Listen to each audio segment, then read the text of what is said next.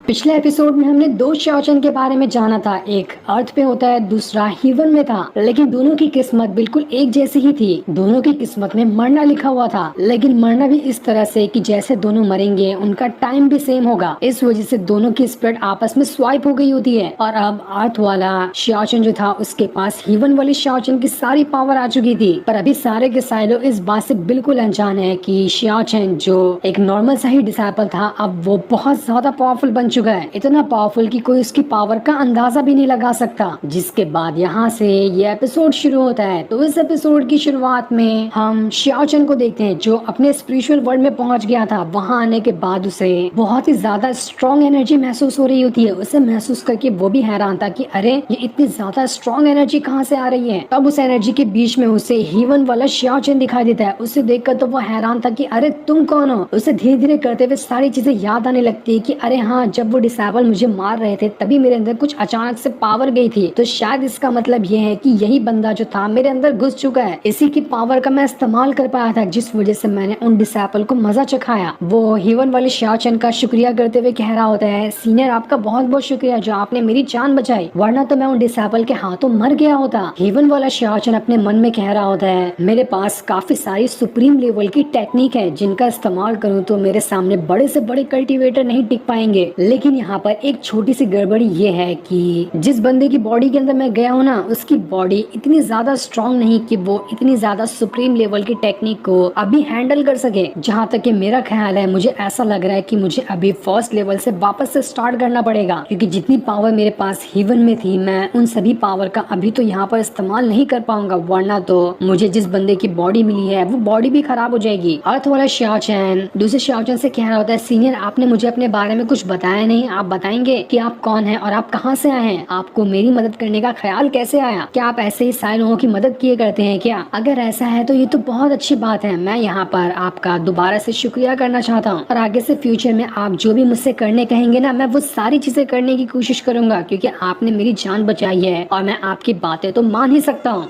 Heaven वाला शाओचन उस शाओचन से कह रहा होता है, बच्चे अब जैसा कि मैंने तुम्हारी जान बचाई है तो ठीक है, मुझे यहाँ पर थोड़ी और कल्टीवेशन करनी है। जैसे मेरी कल्टीवेशन बढ़ेगी उसी हिसाब से तुम्हारी भी कल्टीवेशन पावर बढ़ती जाएगी, लेकिन इस हिसाब से मुझे तुम्हारी बॉडी पे पूरी तरह से कंट्रोल हासिल करना पड़ेगा। तुम्हें अपनी बॉडी का फुल एक्सेस मुझे देना है। जिस तरह से मैं चाहूँ तुम्हारी बॉडी को चला सकता हूँ। क्या तुम्हें ये मंजूर है? जिस पर शाओचन मान जाता है। जिसके बाद अगले सीन में हम शाओचन को उसके कमरे में देखते हैं, जहाँ पर जानमिंग और मास्टर उसका ख्याल रख रहे होते हैं। मास्टर का कहना था कि मुझे लगता है शाओचन ने कुछ न कुछ तो सीक्रेट बातें सुनी होगी, उसी वजह से दुश्मनों ने उसका ऐसा हाल किया। मुझे नहीं समझ में आ रहा कि आखिर वो कौन लोग थे और शाओचन ने क्या सुन लिया, लेकिन जो भी सुना है वो बहुत ही ज्यादा इम्पोर्टेंट और आगे चलकर बहुत ही ज्यादा खतरनाक भी हो सकता है। मास्टर जानमिंग से कह रहे होते हैं, जानमिंग देखो मैंने शाओचन की पूरी जिम्मेदारी तुम्हें दी है। शाओचन को कुछ नहीं होना चाहिए, तुम्हारे ऊपर है। शाओचन का अच्छे से ख्याल रखना जब तक कि वो होश में नहीं आ जाता। जिसके बाद मास्टर घर से बाहर निकल कर आ जाते हैं। वहाँ आने के बाद उनके पास उनकी एक जासूस आती है। वो मास्टर को बता रही होती है, मैंने कई सारे अनजान लोगों को देखा है जो हमारे सेट के आसपास ना घूम रहे हैं। मुझे नहीं पता कि आखिर वो लोग यहाँ पर क्यों आए हैं, लेकिन मुझे उनके इरादे बिल्कुल भी ठीक नहीं लग रहे। मुझे लगता है कि शायद ये वही लोग होंगे जो हमारे सेट के दुश्मन हैं। हो सकता है वो लोग यहाँ पर हमारे सेट के ऊपर हमला करने के लिए आए हों। हमें चौकन्ने रहना पड़ेगा। जिस पर मास्टर कह रहे होते हैं, लगता है तबाही की शुरुआत होने वाली है, वापस से खून की दरिया को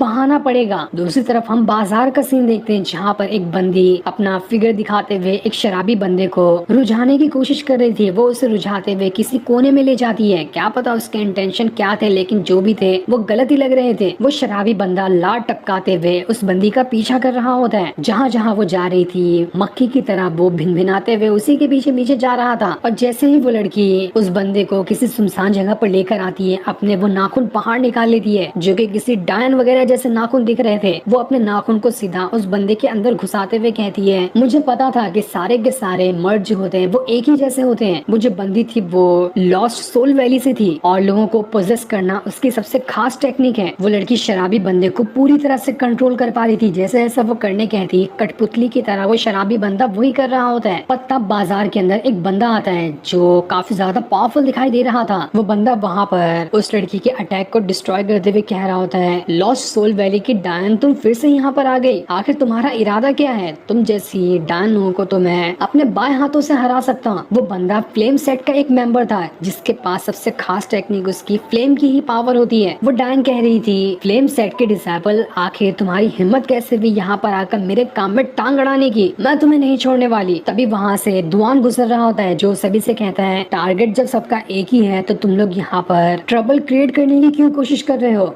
मामले को शांति से भी सुलझाया जा सकता है, यहाँ पर मुझे कोई भी बखेड़ा नहीं चाहिए। और इतना कहने के बाद वो वहाँ से चला जाता है। ऐसा लग रहा था कि लिंग यू सेट पे तो सच में तबाही आने वाली है। दूसरी तरफ हम हेवन का सीन देखते हैं जहाँ पर यूनिफाई जो होता है वो अपनी पावर का इस्तेमाल करते हुए फिर से एक और ब्रेक थ्रू कर जाता है, जो देखकर एक्सकैलिबर और एम्परर की बेटी हैरान थे कि ये बंदा तो फटफट अपना ब्रेक थ्रू करते जा रहा है। इसी वजह से हो सकता है कि इसने शाओ चेन को भी धोखा दिया होगा। एक्सकैलिबर एम्परर की बेटी से कह रहा होता है, मुझे ना ये यूनिफाई शाओ चेन जैसा नहीं लग रहा। शाओ चेन को तो शुरुआत के टाइम पे तुम्हारे पर प्यार भी आ गया था, लेकिन ये बंदा वैसा नहीं होगा। ये पहले से ही बहुत ज्यादा चालू आदमी है, तो इससे जरा ना हमें भी एक कदम सावधान रहना पड़ेगा, वरना ये हमारे लिए भी मुसीबत जब ये अपने भाई के पीठ में छुरा भोग सकता है तो हमारी क्या औकात है। एम्परर की बेटी कहती है, एक्सकैलिबर देखो शाओ चेन मर चुका है तो पास्ट को याद करके कोई सेंस नहीं बनता। जो बातें बीत चुकी है उससे भुला देने में ही हमारा फायदा है। एक्सकैलिबर ये कहते हुए जाता है, मैं तो सिर्फ चेतावनी दे रहा था, मानना ना मानना तो तुम्हारे ऊपर है। और इतना कहने के बाद वो वहाँ से चला जाता है। दूसरी तरफ अर्थ वाला शाओ चेन जो अपने स्पिरिचुअल वर्ल्ड के अंदर था, उसे हेवन वाले शाओ चेन और अपनी दोनों की मेमोरी एक साथ याद आ रही होती है। इस वजह से उसके सर में दर्द हो गया था। उसे समझ नहीं आ रहा था कि कौन सी किसकी मेमोरी है जो मेरे दिमाग में घुसते जा रही है। इसी वजह से शाओ चेन जो अपने कमरे के अंदर बेहोश था, वो बेहोशी में ही जान मेंग का नाम पुकारने लगता है कि जान मेंग कहाँ पर हो तुम? जान मेंग भागते हुए उसके पास आती है और उससे कहती है, शाओ चेन क्या तुम यहाँ पर ठीक हो? तुम्हें कुछ हुआ तो नहीं ना? तब शाओ चेन खुद ही उठकर जान मेंग से कह रहा होता है, मैं तो तुम्हारे बारे में पूछा था, क्या तुम ठीक हो ना?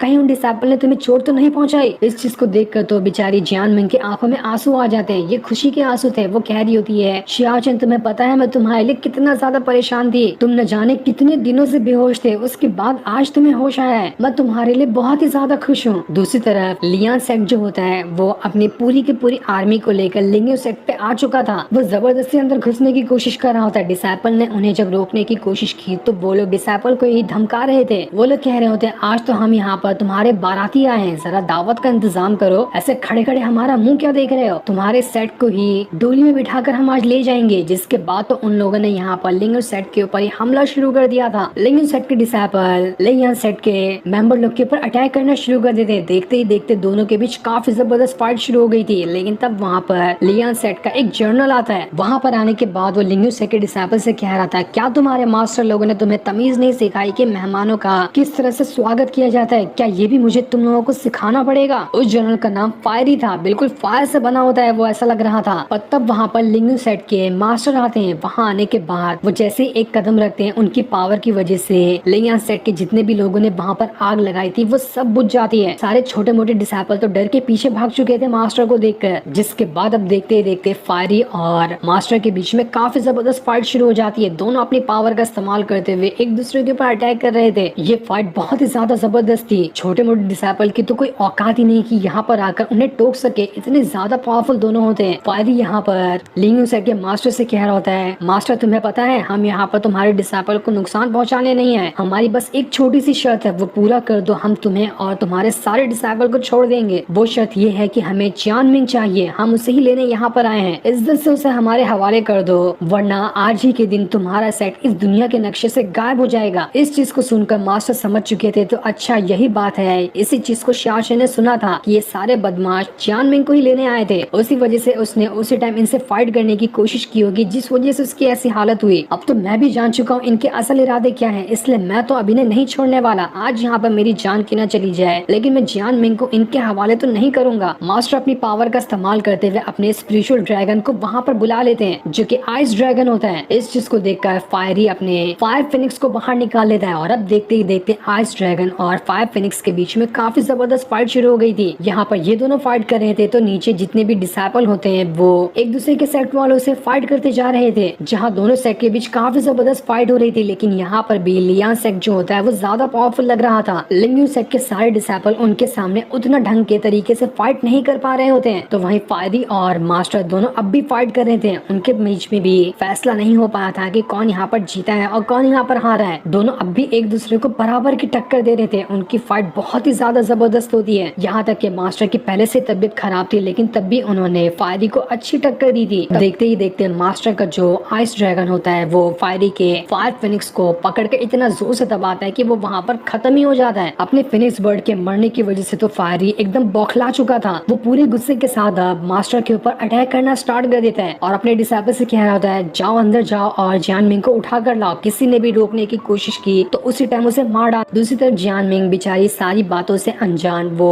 शाओची का ख्याल रख रही होती है और उसे खाना पीना खिला रही थी। उसे पता ही नहीं होता है कि सेक्ट के बाहर कितनी बड़ी मुसीबत आ चुकी है उसे लेने के लिए। तब वहाँ पर लियान सेक्ट के 2 डिसाइपल घुस आते हैं। वो जियानमिंग से कह रहे होते हैं, तुम ही जियानमिंग हो ना? जियानमिंग कह रही होती, तुम लोग हो कौन और कमरे के अंदर आने की तुम्हारी हिम्मत कैसे हुई? दफा हो जाओ यहाँ से। वो डिसाइपल लोग कह रहे थे, देखो हम यहाँ पर ना सिर्फ एक ही बार कहते हैं और दोबारा नहीं कहते हैं। इज्जत से हमारे साथ चलो वरना हमें भी जबरदस्ती करना आता है। शाओचन की तबीयत काफी खराब थी, लेकिन वो भी तब भी लड़खड़ाते हुए जियानमिंग के पास आ रहा होता है ताकि वो उससे बचा सके। उसकी इतनी तबीयत खराब थी कि वो ढंग से अपने पैरों पे खड़ा तक नहीं हो पा रहा था, लेकिन फिर भी वो कह रहा होता है, अगर किसी ने भी जियानमिंग को हाथ लगाया तो मैं उसे जिंदा नहीं छोड़ूंगा। उसके स्पिरिचुअल वर्ल्ड से हीवन वाला शाओचन उससे कह रहा होता है, पागल हो गए हो क्या? अपनी हालत देखो, तुम ऐसी हालत में खड़े नहीं हो सकते, तुम खड़े तक नहीं हो सकते तो क्या इस बंदों से फाइट करोगे? ऐसा नहीं हो सकता। जबरदस्ती करने की कोशिश की तो तुम मारे भी जा सकते हो, तुम्हारी वजह से मैं भी मर जाऊंगा। शाओचन कहता है, सीनियर आपका बहुत बहुत शुक्रिया बताने के लिए, लेकिन मैं तो यहाँ पर नहीं रुकने वाला। जियानमिंग को अगर इन लोगों ने हाथ लगाया तो मैं मर क्यों ना जाऊं, लेकिन मैं इन लोगों को नहीं छोड़ूंगा। तब इस चीज को देखकर वो डिसाइपल वहाँ पर अपने फायर पाम टेक्निक का इस्तेमाल करते हुए शाओचन के ऊपर अटैक करने वाले थे, लेकिन जैसे ही अटैक उससे लगता है इससे पहले ही जियानमिंग जो होती है शाओचन को धक्का मारते हुए बीच में आ जाती है, जिस वजह से बेचारी को वो पूरा का पूरा अटैक लग चुका था। जियानमिंग शाओचन से कहती है, शाओचन चले जाओ यहाँ से, मैं नहीं देख सकती कि तुम्हें यहाँ पर कुछ हो जाए। इतना कहने के बाद वो बेहोश हो जाती है। इस चीज को देखकर वो दोनों डिसाइपल लोग कह रहे थे, अरे क्या एक ही अटैक के अंदर ये जियानमिंग मर गई है?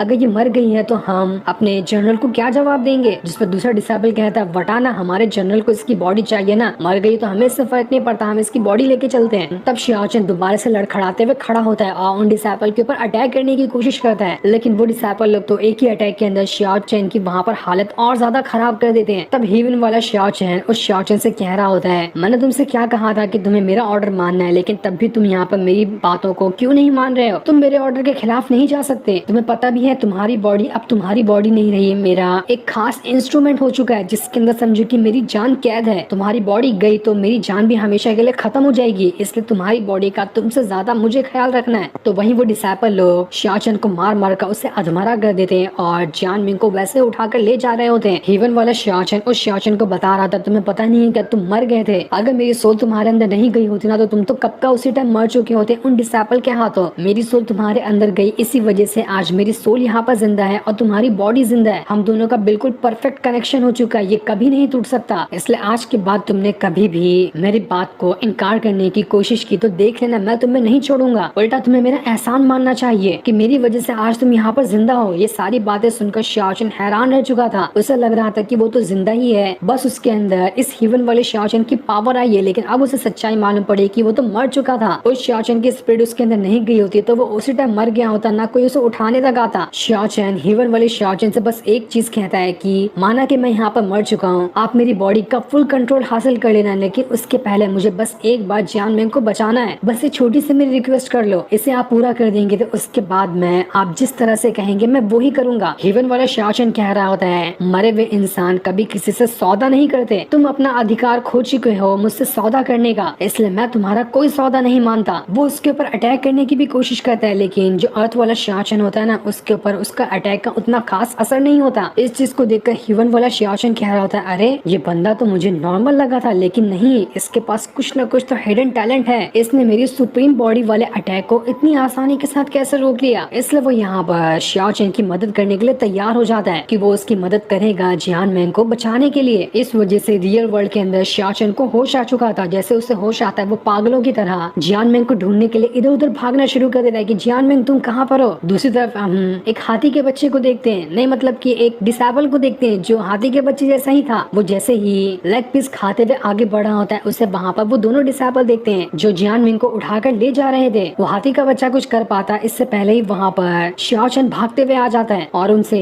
जियानमिंग को बचाने की कोशिश करता है। वो दोनों डिसेबल कहते हैं, अबे तू मरा नहीं, मुझे लगा लगा था कि तू एक अटैक में ही निपट गया होगा, लेकिन चल खैर कोई ना, तू वापस आ चुका है तो हम तुम्हें फिर से मार देंगे, दो दो बार मरने का मजा ले ले, तू भी क्या याद रखेगा। लेकिन इस बार शाओचन भले ही कमजोर था लेकिन वो उन लोगों के ऊपर अटैक करने की कोशिश कर रहा होता है। अभी भी उसकी बॉडी लड़खड़ा ही रही थी, फिर भी वो उन लोगों को जियान मेंग से दूर करने की कोशिश कर रहा था ताकि वो लोग जियान मेंग को दोबारा से हाथ तक ना लगा पाए। ये देखकर वो दोनों डिसाइपल लोग बहुत ज्यादा गुस्सा हो चुके थे। वो लोग शाओचन से कह रहे होते हैं, आखिर तेरी हिम्मत कैसे हुई अपना गंदा हाथ हमें लगाने की, तुझे पता भी है कि हम लोग कौन है, हम तो तुझे आज नहीं छोड़ने वाले, तूने बहुत बड़ी गलती कर दी हमसे पंगा लेकर। तभी जियान मिंग को वहाँ पर होश भी आने लगता है। वो जैसे ही शाओचन को पिटते हुए देखती है उससे बहुत बुरा लग रहा था। वो कोशिश कर रही होती है शाओचन को समझाने की कि शाओचन तुम यहाँ से चले जाओ, लेकिन उसकी हालत खराब हो चुकी थी, इस वजह से उसके मुंह से कोई लफ्ज ही नहीं निकल रहे थे। उधर शाओचन उन दोनों डिसाइपल का पैर पकड़ लिया होता है ताकि वो उन्हें वहाँ से हिलने ही ना दे। वो लोग छुड़ाने की कोशिश कर रहे थे लेकिन कोई फायदा नहीं होता। इन सारी चीजों को देखकर हाथी का बच्चा सोच रहा होता है कि अरे वाह, ये तो बहुत अच्छा मौका है। इन दोनों डिसाइपल का ध्यान तो जियान मिंग की तरफ है ही नहीं, मैं जाता हूँ और जियान मिंग को उठाकर वहाँ से भाग लेता हूँ। वो पूरी ताकत के साथ भागते हुए जियान मिंग के पास आता है और उसे अपने कंधे पे उठाने के बाद वहाँ से भागने की कोशिश कर रहा होता है। शाओचन उससे कहता है, शाबाश मोटू, लेके जा जियान मिंग को जल्दी से यहाँ से, जब तक मैं इन्हें संभालता हूँ। जो देखकर वो दोनों डिसाइपल बहुत ज्यादा गुस्सा हो चुके थे कि आखिर इस भैंसे की हिम्मत कैसे हुई हमारे हाथों से जियान मिंग को उठाकर निकालने की, अब तो हम इसे नहीं छोड़ेंगे। वो सबसे पहले शाओचन को बहुत ज्यादा मारते हैं। इस वजह से तो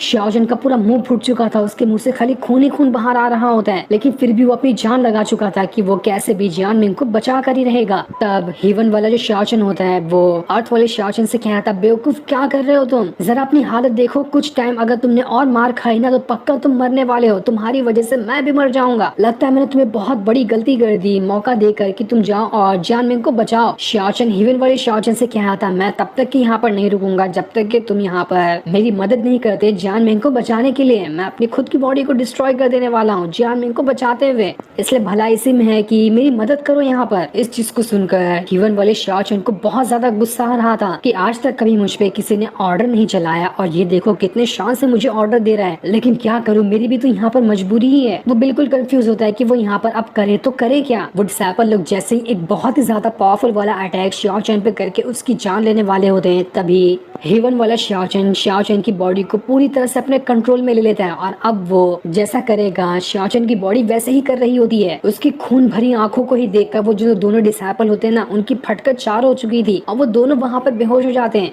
इतनी भयानक आंखें लग रही थी हेवन वाले शाओचन की जब उसने अर्थ वाले शाओचन को कंट्रोल किया था। दूसरी तरफ बेचारा मोटू भागते हुए काफी ज्यादा थक चुका था, इसलिए वो एक जगह पर जियान मिंग को लिटा देता है ताकि जियान मिंग यहाँ पर सेफ रहे। लेकिन बेचारे की किस्मत बड़ी खराब थी, वहाँ पर दुआन आ जाता है जो उन डिसाइपल से भी कहीं गुना ज्यादा पावरफुल है। वो एक ही सेकंड के अंदर जियान मिंग को उठाता है और मोटू के सामने उसे ले जाने लगता है और उसने तो मोटू को एक ही किक मारते हुए उसे सीधा गोल कर दिया था। बेचारा मोटू पेड़ में ही फंस गया होता है। मोटू ने कोशिश तो की, इसके लिए उसे अप्रिशिएट तो करना ही पड़ेगा। दूसरी तरफ हीवन वाला शाओचन जब अर्थ वाले शाओचन की बॉडी को कंट्रोल कर रहा था ना, वो कहता है बड़ी ही अजीब बॉडी है, मैं इसे लेकर ढंग से चल भी नहीं पा रहा, लगता है मुझे थोड़ा और टाइम लगेगा जमीन पे चलने के लिए, क्योंकि मैं तो ज्यादातर हवा में उड़ता ही रहता था। तभी उसे पेड़ के ऊपर मोटू दिखा देता है जो उसे सारी बात बताता है कि जियान मिंग कहाँ चली गई और किसे उसने उठा कर लेके गया। हीवन वाले शाओचन को बड़ा ही गुस्सा आ रहा था कि इस अर्थ वाले शाओचन ने तो मुझे किस काम में फंसा दिया। अब लगता है कि मुझे दुआन के भी पास जाकर उससे भी फाइट करनी पड़ेगी। देखूं तो जरा कि ये दुआन किस खेत की मूली है। जिसके बाद वो वहाँ से दुआन के पास आ जाता है। दुआन वहाँ पर बड़े शान से खड़े होकर शाओचन के आने का इंतजार कर रहा था। उसे तो रद्दी भर डर नहीं लगा था कि कोई भी आंदे यहाँ पर, मैं आज किसी को नहीं छोड़ने वाला, कोई भी मेरे सामने खड़ा हो सकता है क्या। लेकिन उस गधे को नहीं पता था कि उसके सामने जो बंदा खड़ा है वो असल में शाओचन नहीं बल्कि एक सुप्रीम बीइंग है। शाओचन वहाँ पर अपने स्पिरिचुअल वर्ल्ड में जाता है और अपना जो सुप्रीम बीइंग वाला मास्क था ना उसे निकाल लेता है। वो कहता है जब तक मैं मास्क ना पहनूं तब तक कि मुझे कॉन्फिडेंस नहीं मिलता है। वो वहाँ पर मास्क पहनकर दुआन की बैंड बजाने के लिए पूरी तरह से तैयार होता है। तो अब देखना दिलचस्प होगा कि आखिर इन दोनों की होने वाली फाइट में कौन जीतेगा। जो सीन दिखाते ही ये एपिसोड यहीं पर एंड हो जाता है। थैंक्स।